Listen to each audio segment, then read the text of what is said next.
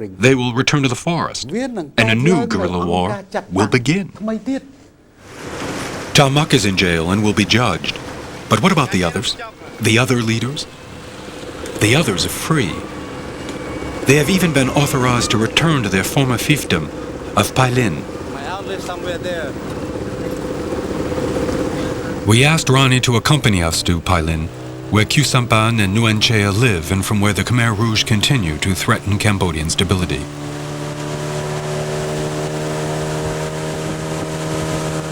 Despite his fears, Ronnie agrees to come.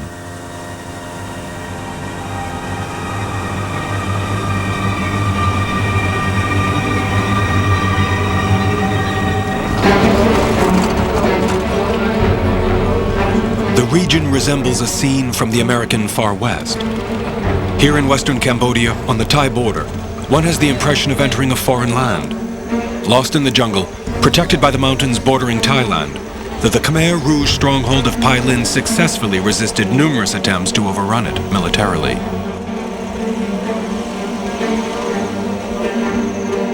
Because they agreed to change their uniforms and lay down their arms, the Khmer Rouge were allowed to retain control of their ancient stronghold. The sign at the entrance of Pailin reads, "No arms allowed at entry." Ronnie discovers that the Khmer Rouge are still very much in charge. They want to leave it that way. This is the richest region of Cambodia. The ex-communists had already adapted themselves into fervent capitalists. Logging had long funded ammunition and arms procurement for the guerrillas. The forests are long disfigured. The ecological balance of the region has already been jeopardized. But none of this matters to the guerrillas, happy for a well-earned rest from decades of hostilities. Moreover, the Khmer Rouge leadership ceded to Thai companies the right to exploit this land's rich resources of precious stones and jewels. So along with the cranes and steam shovels, Thai peasants continue to sift, scour, and search through the soil. Even the construction of a road provides a new occasion for a meticulous dig. The poor compete for crumbs. People come from all over the country drawn by the dream of easy money. Rubies, sapphires, and other gems. Everyone wants to try his luck.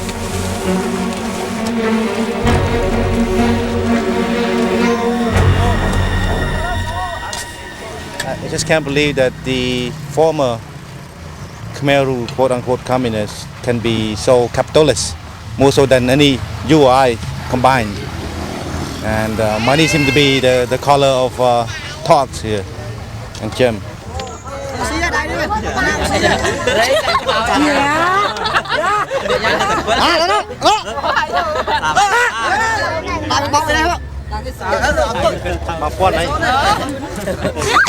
In Pailin, money reigns supreme. Clandestine casinos and other improvised leisure places appear. The dollars allow the Khmer Rouge to live a peaceful, comfortable retirement, with full impunity. They build luxurious villas which bear little resemblance to the collective farms of yesterday. Nguyen Chea's wife does her daily marketing in relative peace, or practically.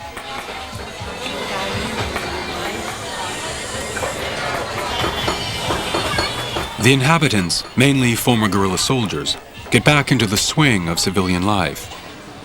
Each has their own version of the story. Lekra, a nurse and former Khmer Rouge functionary, Akau, former soldier turned taxi driver. Was there freedom under the Khmer Rouge? Freedom? Sometimes yes, sometimes no. We were not free to talk to each other. But we were free to work together, to eat together, to sleep together. And when we went somewhere, we had to request authorization from the village leader. And without this authorization, we might be arrested, in which case the Khmer Rouge would kill us. I've been a Khmer Rouge since 1973. The Khmer Rouge help the poor and teach the people solidarity.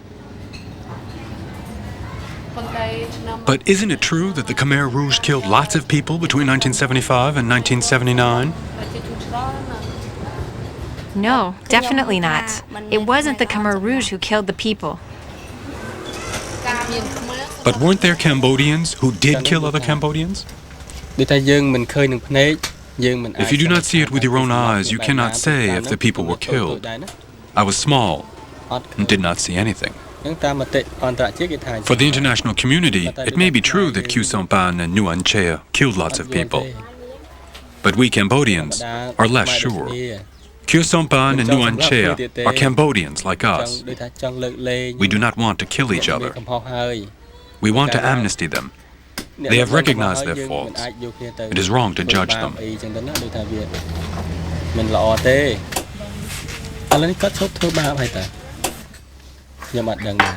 Now it is quiet. They are doing harm to no one. As for the future, I don't know. I am afraid. The leaders decide for the little people. And if we do not follow them, we could get killed. The Khmer Rouge leaders remain invisible behind their villa walls. Impossible to meet, to interview. But their power, on the other hand, is very real. They are discreetly negotiating the conditions of their own trial. The only one who agreed to speak with us is Yimsut, the deputy governor of the region. Before talking of a trial, the priorities must be economic stabilization and national reconciliation. This depends on the new government, and in my opinion, this will take at least 5 years.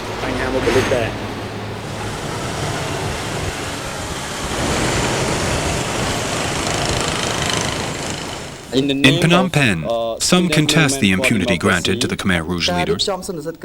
These students, for example. But the protest demonstration they have organized was cancelled at the last moment because of fear of government reprisals. Something around Khmer Rouge leaders. Even Thomas Hammerberg, the UN Special Representative for Human Rights, has not yet succeeded in organizing a tribunal. International community, acceptable trial organized here in Cambodia with participation of judges from outside and from within. For his part, Prime Minister and Cambodian strongman Hun Sen plays his cards very closely. He carefully retains his grip on power and insists on defining the rules of the game, that the issue must be dealt with by Cambodians. I want to protect the life of every Cambodian, whether Khmer Rouge soldiers, followers of Khieu Samphan, or simple citizens.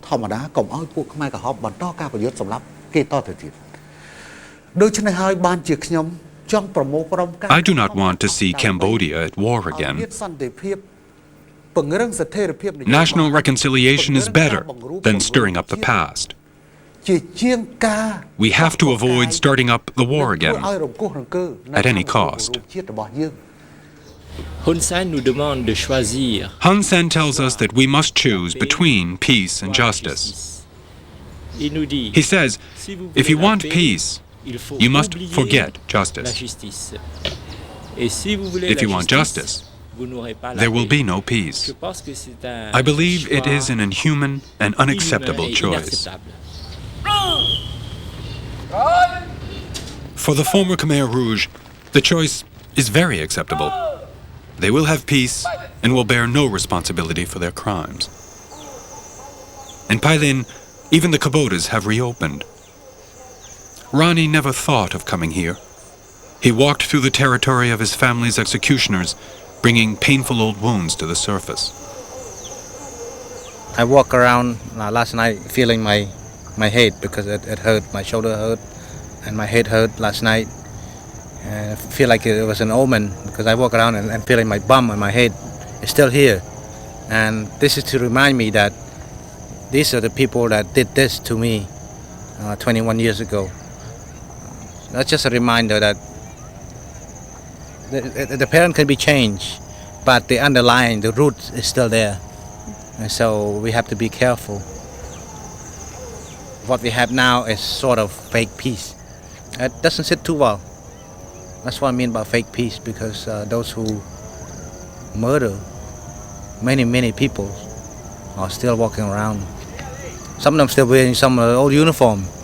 You see, smiling at us today. And I look at them, the same face 21 years ago, well trained, well disciplined, willing to do anything for Angkar. They no longer call Angkar, but now they call governor and deputy governor now. But it's still, the structure is still there. I see in their policemen, I see in their system of road patrol and checkpoint. Highly disciplined. And if the top leadership give one orders, anything possible. You may not be safe if the order come. I may not be safe if the order come tonight, tomorrow night. Hopefully before I leave, there's no orders. So you see, I have a reason to be afraid, because first of all, I'm a Khmer. I am expendable.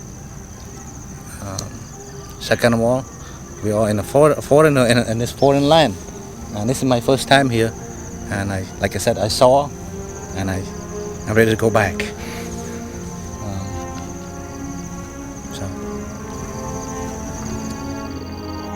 There is great fear here. Fear is the principal feeling shared by all Cambodians. Is Cambodia capable of building its future by forgetting its recent past?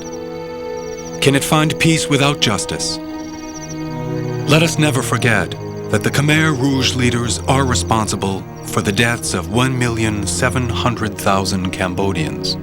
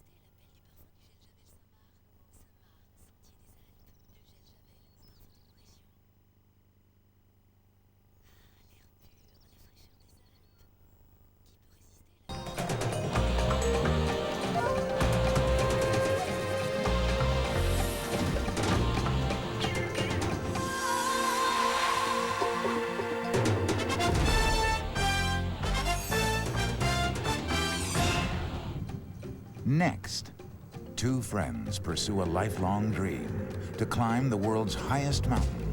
But the dream would soon become a nightmare. I had this overwhelming sense of guilt. How does a man choose between saving a friend and saving himself? Next, journey to Cambodia. The ancient temples of Angkor have survived neglect and the ravages of war. But now, looters are chipping it away, piece by piece. Can the Cambodian people save their nation's soul before it's too late? Then, to the jungles of Borneo. Once, they were headhunters. Today, the Naju Dayaks still revere their dead. Join an anthropologist as she comes face to face with ancient rituals of death. Out There starts here. Next on National Geographic Explorer.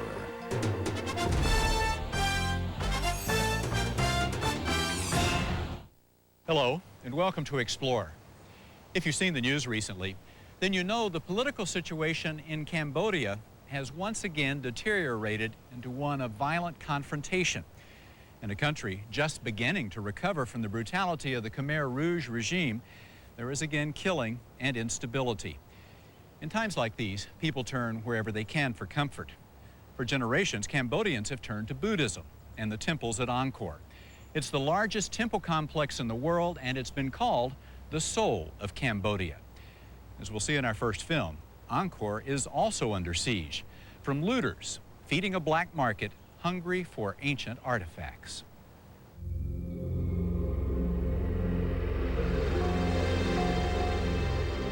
There is a timeless place deep in the heart of Cambodia.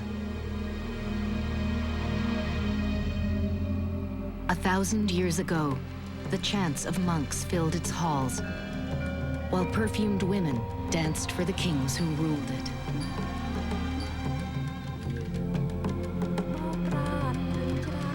Today, the sweet smoke of incense still fills the air, and echoes from the past mingle with the present.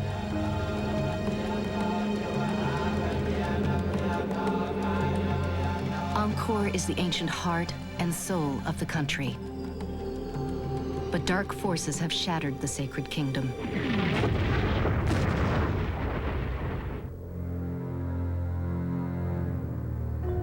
The blood of its people now stains its earth, while ghosts hover in its crumbling stones. The Khmer spirit been taken away. And to me, when you rob people's spirit, the people have nothing left. In the shadows of the night, Cambodia's ancient heart is being broken apart, piece by piece, then scattered across a world hungry for its treasures. These are pieces that were built for the glory of the gods, and someone comes along and breaks the piece off and sells it. It's just a heinous crime. This is the story of the rape of a culture, of thieves in the night, of the fight to save the heart of Cambodia.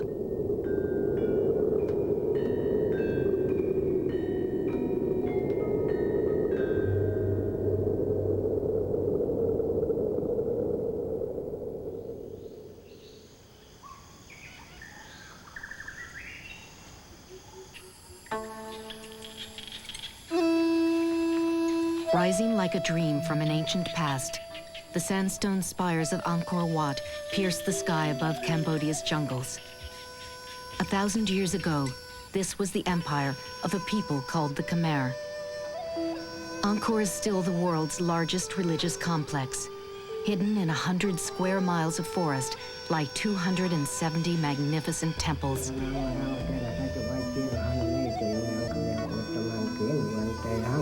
Today, Angkor is still the religious heart of Cambodia, the spiritual center of the Khmer people. It is a living, breathing monument where ancient gods mingle with the mortal, where the past meets the promise of the future.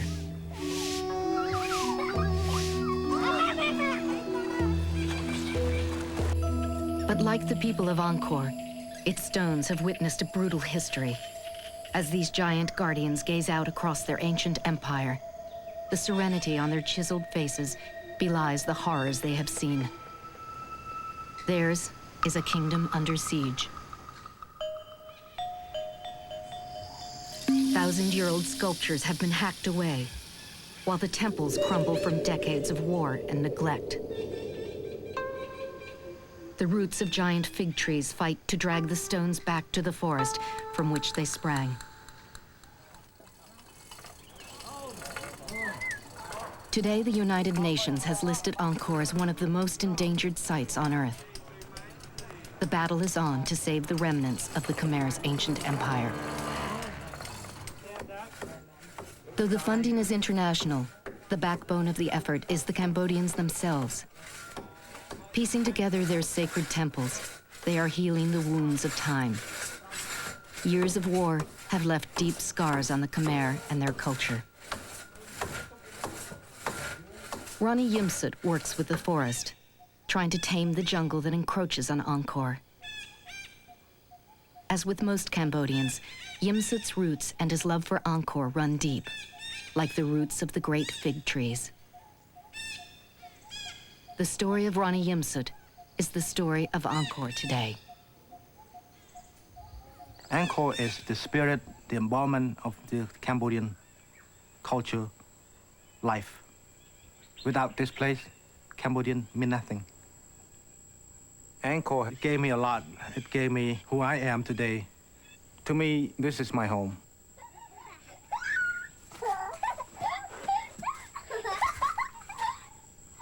I used to play here many times with my childhood friends and relatives and cousins. This is our playground. Swimming was part of the fun here because it's so hot and dry and humid here. Water is always cool place to be. Nothing like kid and water and some mud, of course.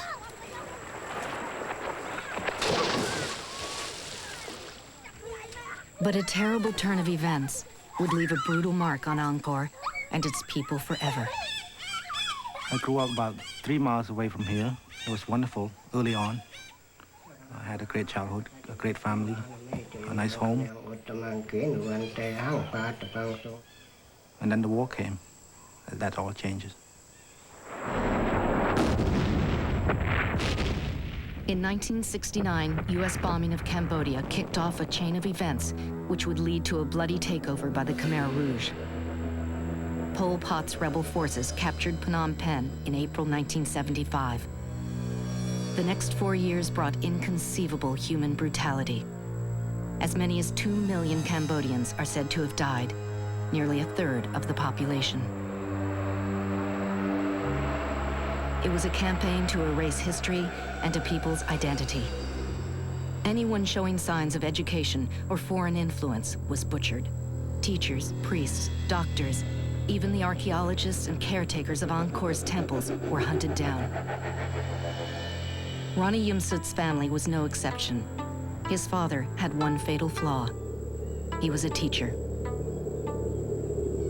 I was about 13 when the Khmer Rouge entered my home province here, my home city of Siem Reap. They took the whole town, my family included, into the woods. It was cold, it was December. Everyone was hungry and weak and tired. I was too. The Khmer Rouge, they got that basketball bat size stick. They came out in groups and start global people. My family included, everyone in the family is mowed down. People were screaming, pleading, don't kill me, don't kill me. Save my child, save my family, take me. It was just chaotic pleading for life. I was knocked out. Before I got knocked out, I seen some of them, body just falling left and right. Heads were just popped from the impact.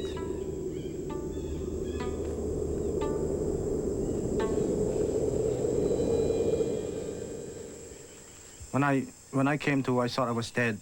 I couldn't even remember what happened at first because it just didn't quite click. And then when I found out that everyone was dead,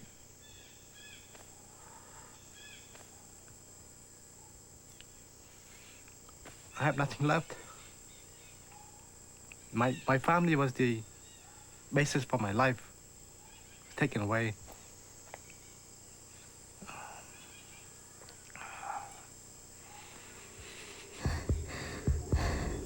I knew I had to protect myself. I crawled away and left everyone else behind. Dead bodies. My family included. I just kept running and running. I didn't look back. I kept running. It took me nearly 16 days to cross to Thailand. With every mile, Yimsut left Angkor farther behind. At last, he made it to a refugee camp. When a CBS film crew arrived to shoot a documentary about war-torn Cambodia, young Ronnie Yimsut was interviewed. When the documentary aired, a cousin living in the U.S. recognized her young relative and sent for him. In 1978, Yimsut began a new life and left his beloved Angkor far behind.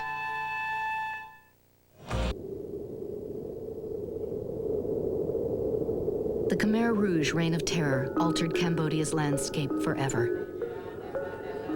Buddhism was abolished, and the temples of Angkor fell silent. No longer did the laughter of children echo through the halls. Under the Khmer Rouge, and then a 10-year occupation by Vietnam, Angkor fell to ruins. Years later, Yimsut finally faced his past. He returned to his beloved Angkor to heal old wounds. It took me 14 years before I said, that's enough. I have to look back. I cannot go on forward until I deal with my past, until I deal with my trauma, until I deal with my suffering. But the Angkor that Yimsut returned to was drastically different from the place of his youth. Everywhere were the ghosts of war. Landmarks